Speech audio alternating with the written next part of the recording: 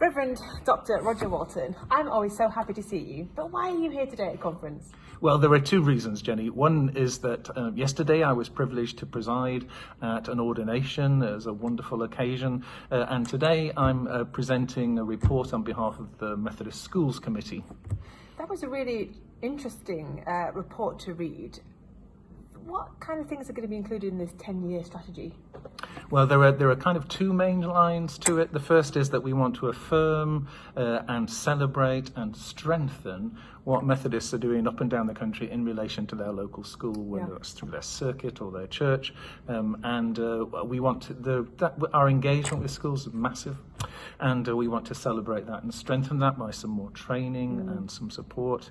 But the second thing we want to do is with our own Methodist schools, we want to extend their interest, our interest through our schools in the community. So we're open to sponsoring more schools and extending the work of some of our schools to other sites and receiving those who want to share with us in that enterprise. And we're going to do that with a kind of eye to those who are in most need. We really want to make sure our schools are in the right place to help people in their learning and in their lives being transformed. Now, I'm not going to lie, this is an unpopular opinion. When I read the report, it said each district's going to be asked to have a district education officer, and I thought, who's going to do that in our district? Is it just another job? Why is this important to have this role? Well, sell it to me.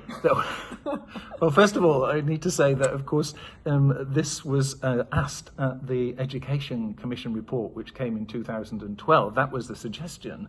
And what we're saying is that some districts have done it. And where they've done it, some interesting things have happened. Okay. They've brought teachers together, brought governors together, given them some support. Now, some districts haven't done that, and we understand that because there'll be many different demands upon their time. But we're saying that where it can be done, then it can be a strengthening of our work, and it can support our schools, and it can support those who work in our schools. So it's not just a box ticking exercise. It's not just that, is it? It's not. It's much more than that. And we it's about recognizing that we have a huge engagement with schools, both our own and the community schools, and supporting that in whatever way we can.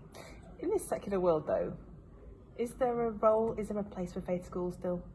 Well, the surprising thing is that they're incredibly popular. Right. So faith schools across the faiths, and certainly across Christianity, they are very popular. And part of that is because they're perceived as good schools. And I think for many parents that means, my children will get a good education. But there's more to it than that. It's a bit like in the current situation that we've discovered that when we've been Zooming and putting onto YouTube our services, a lot of people have kind of got interested in what the church is doing. And they're kind of wondering, what this spiritual thing is about. And many of them perhaps wouldn't have come over the kind of threshold of our church doors, but they're interested in it. And my sense is that many people are interested to know what the spiritual life, the life of faith is about. And therefore, I think faith schools, which make up 37% of schools in this country, they are hugely popular and sought after. And they're sought after by people of many different faiths.